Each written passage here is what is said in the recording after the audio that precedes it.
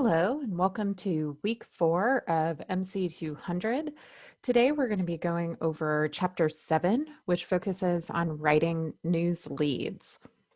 Now, as you begin organizing your story within a journalistic news piece, the first thing you really need to do is organize the flow of the story.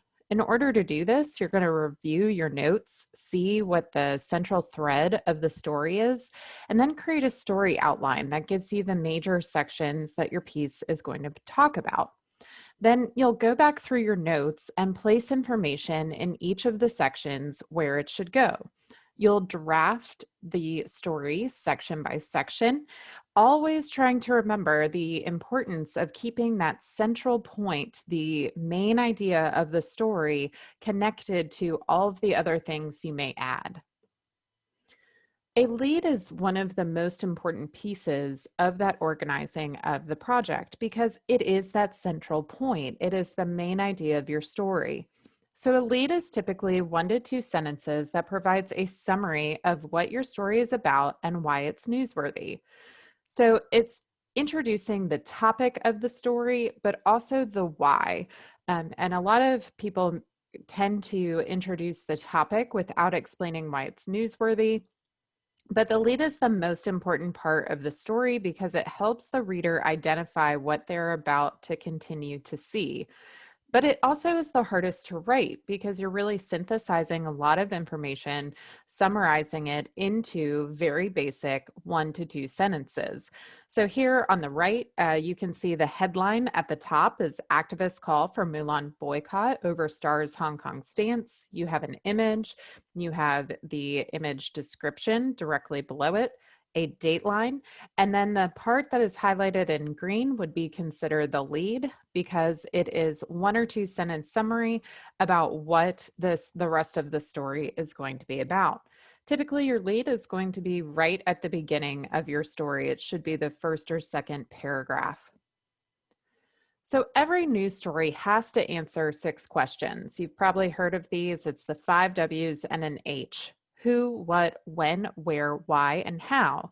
By the time your reader or viewer, listener, gets to the bottom of the story, they should be able to answer all 6 of these questions, which means you as the writer must answer them. Now, the lead focuses only on 1 or 2 of these points, usually the ones that are most interesting, newsworthy, and unusual.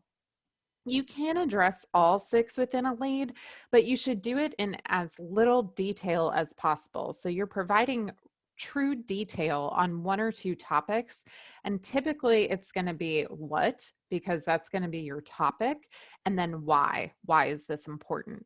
So your textbook provides this example of 2 people who were injured or died due to a drunk driver. And you can see the top one addresses all 6 questions, but provides way too much detail, where the second paragraph that I've highlighted in green provides answers to all 6 questions, but does so in somewhat vague descriptions of who, why this is happening, why it's important, what happened, how it happened, when it happened, and where it happened. So really the only information that is the same between the 2, the where is very specific, and then what happened, they were struck by a drunk driver. And don't say struck, that's a terrible way to write. But anyway, we'll talk about that another day. Now, an immediate identification lead is one that identifies the story's major subjects right away within the lead. It's usually when your subjects are important or very well known, or their identity plays a critical part of the story. So here you can see the headline and then the lead on the story. We have immediately identified former Vice President Joe Biden, as well as President Donald Trump. It's because they are notable figures within the political world, and really the entire story depends on talking about the current status in the polls for Biden and Trump. A delayed identification lead is most common, however. This is when you withhold complete identification of people involved until the second or third paragraph. So you're not including identification within the lead. Here I have a story about the California wildfires. We have the headline and then what's called a subheadline below it. The lead is actually that third piece. At least 163 people are trapped by a fast spreading wildfire near Central California's Mammoth Pool Reservoir. Sorry, I can't speak. In the Sierra National Forest had been rescued by the Air National Guard as of early Sunday morning, according to a report. We obviously are not going to identify all 163 people, but we've provided enough information that people can understand who the subject is. Now, I think we've almost identified too clearly the where here. That's a lot of words for a lead, but we are not identifying the individuals involved. We may do so later by identifying a particular person who's been affected by this. A blind lead is one that tells people what the story is about to pique their interest and get them further into the story. This is called a catch-all graph. And here you have missing details that are placed in subsequent paragraphs. So in this story, the lead says 2 juveniles and 1 adult were arrested Friday morning in connection with the murder of a Cleveland police detective. At this point, although the headline does identify him, according to the lead, we don't have the identity of either the police detective or the adult who were arrested. And so that allows us to have this blind lead, which tells us enough about the story. It gets us interested to learn more about who these people are. And then those details are identified later. The officer is identified in paragraph 2. And then I did not include the identification of the adult that was charged, but it is in there. Now, of course, we're not going to identify the 2 juveniles ever because the names of those juveniles will, one, not be released by police, and even if we knew them, we as the media shouldn't ethically report on the names of juveniles in cases unless the police want us to do that. A buried lead is one that fails to emphasize the news, the most important or interesting details of the story. So your textbook provides this example where the first lead that's written talks about how the county is required to give inmates the same level of medical treatment that the general public receives, but the real details of the story are rewritten in the second lead. Wentworth County costs for medical care for jail inmates doubled from $50,000 to $100,000 last year because of a new state regulation. Obviously, that doubling in medical care cost is the most interesting and most important details about the story. And so by leaving that out in the original lead, we've really buried the lead there, right?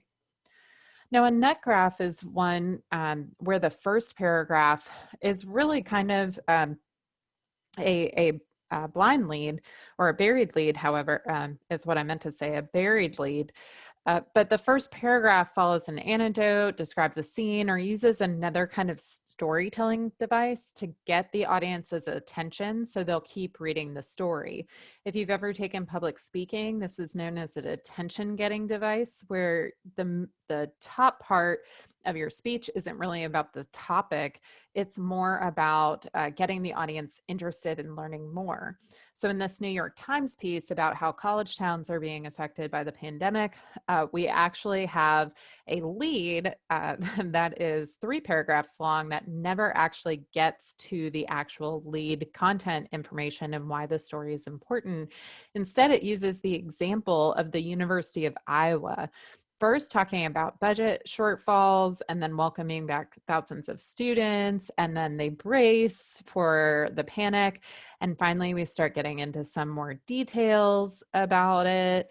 But it's not until I think it's the 6th or 7th paragraph within the story that we actually get why the New York Times is writing this piece. And it's because in areas where students comprise at least 10% of the population, half are experiencing the worst weeks of the pandemic since August. So the new infections are peaking. That's why the story is being written. However, they're using this example from the University of Iowa to kind of describe the scene. You get this anecdote of what's happening at University of Iowa to give you an example of why this is important. So this is called a nut graph. I don't suggest using this very often. This is usually reserved for feature stories or very long magazine style pieces. But in your typical news, you're kind of discouraged from doing this because it involves burying the lead. In terms of the sentence structure for leads, you should always be trying to follow the very basic subject, active verb, direct object.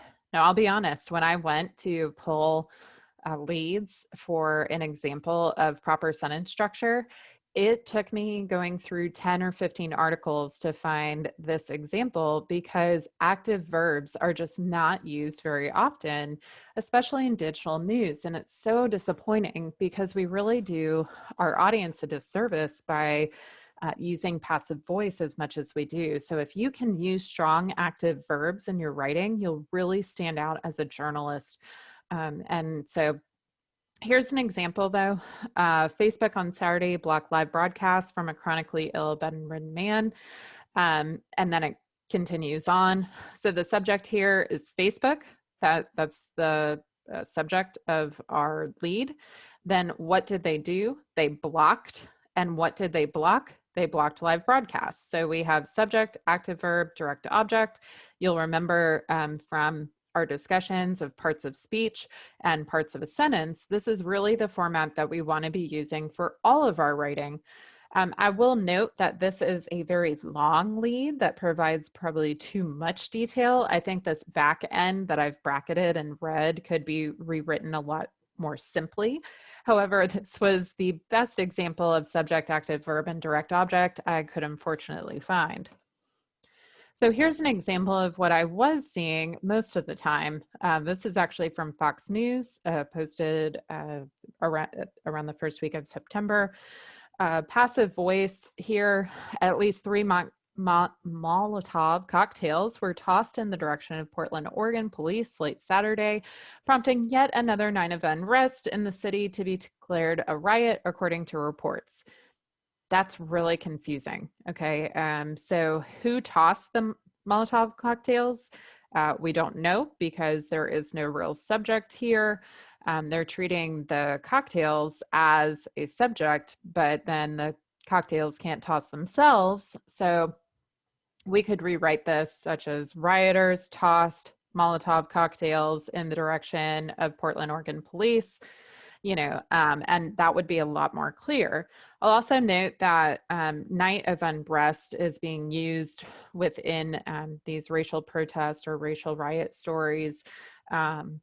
It's just not conversational, first of all, and it's really a euphemism for a lot of the violence that's going on. So try to avoid these cliches that the media are using for this particular event. In terms of sentence structure, it's also important to remember to avoid non-essential clauses, especially at the beginning of a sentence. These are called backed into leads, and it's a really bad habit of journalism. As I was looking for examples, this is something I was noticing time and time again. So this story is about how you should be taking care of your mental health during COVID-19. And yet look how long this lead is. Look at how much extra non-essential information is in it. Anything underlined would be considered a beginning non-essential clause, a backed into lead, and it really should be avoided for the sake of simplicity. I could really rewrite this lead in about a sentence or two and make it a lot more clear for our audience. So how can you write good leads? Well, your textbook suggests a lot of great things. Here are some of the things I want you to focus on. The first is simplicity. Keep it concise, keep it short, keep it simple. You want to eliminate unnecessary background information. This tends to be dates, names, and locations of things. So use general descriptors instead. Instead of giving the specific date of, let's say, Sunday, September 6th, you could say this weekend, and that's a lot more simple. Instead of saying Daniel Devers of Hoover, Alabama, you could say a faculty member, or something like that, and then identify me more specifically later. So you want the highlights, not the details within your lead. You also want to be specific, help the audience visualize what's happening. That's why those active verbs are so important. We want to avoid cliches, especially in the lead, because once you use a cliche, your audience is going to stop reading. So be creative, be strong in your writing. And a lot of times you're going to be best served with strong active verbs. So emphasize the magnitude or other news values that make this story newsworthy. So if something is affecting 100,000 people, you need to emphasize the impact that it's having. Localize and update information as much as possible because, again, you need to remember your audience. Who are you writing for? And typically you're writing for a local audience, so you need to make it matter to them. As always, your writing for journalism should be objective, and you need to attribute opinions to the sources that provide them. Here are some bad types of leads that you want to avoid. The first is an agenda lead, which provides too much detail. A lot of time agenda leads happen because you're rewriting a press release, and a press release is providing an agenda, which is why it's called an agenda lead, within their press release to give you all the information you need to be able to write the story. But if we're copying and pasting from a press release, we're going to get way too much information in here. So you can see how they've rewritten this particular lead to make it more newsworthy and to provide more clear detail for the reader. Label leads mention a topic, but then don't say what was done. So the example that they provide, and this happens all the time in local news, it really irritates me, where they're talking about the city council discussing a certain topic, but they don't actually say what the city council decided on, right? Or what topic they're actually considering. So here, an additional fee for business licenses is on the way. Is one way the city council is considering regulating a new topless club. And so here we get a lot more information about the topic instead of just talking about some of the various ways that you could handle this situation, right? So it's much more clear. This also comes in the form of obvious leads where you're stating the obvious. You just really need to get to the newsworthy information, what's going to be most important to your audience. So just saying that the city council discussed a topic that was on the agenda, that's obvious. Obviously, the city council is going to meet to discuss what's on their agenda. Instead, you need to tell the audience what happened as they discussed it. Now, list leads are those that provide too much information in the forms of list, particularly when the list begins the sentence as opposed to being on the back end. So we want to avoid lists as much as possible because, again, they're not very clear. It's easy to get confused when you're reading a list and just losing track of information. So if you have to use a list, though, make sure you provide the explanation before you write the list. So the second paragraph is the one that does this properly because we understand that the man who was injured is the one suing these three different entities, right? Other things we want to avoid reporting negatives. Tell us what they did, not what they didn't do. We want to describe strong active verbs, not those that are negative. We should never exaggerate the information that we're provided. And some of that comes in through distorting information to make it seem larger than it really is. And some of that is just pure sensationalism.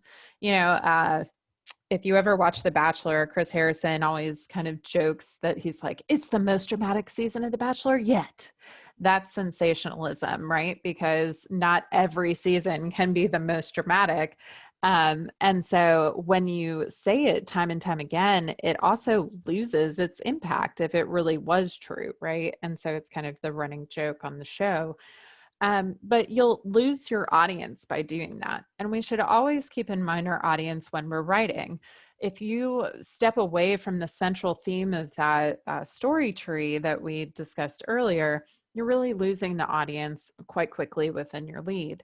You should also avoid using your first draft. Like I said, the lead is the most important part of your story because, in terms of what the reader actually reads most of the time, uh, almost everyone will read your headline. Then some people may read a subheadline. And then some people may read the lead, but then you start losing people after the lead sentence. So your lead really needs to encapsulate what you want to share to your audience, making it the most important. Therefore, you shouldn't just use what you first copied down. You should really work on editing it and updating it until it's perfect. On page 150 of your textbook, there is a summary of this chapter that I think is really good. You should always be paying attention to the reporter's guide at the end of your chapters, but this can provide a good checklist as you're writing leads to ensure that you're doing it properly. So now that we've discussed leads, I want you to go into the discussion post. You're going to be evaluating leads from two different news articles. So make sure you do your original post and then reply to two others. Your homework will be workbook chapter 7, exercise 2, sections 1 through 3 on how to properly write news leads. And then you'll do your section on AP style on numerals.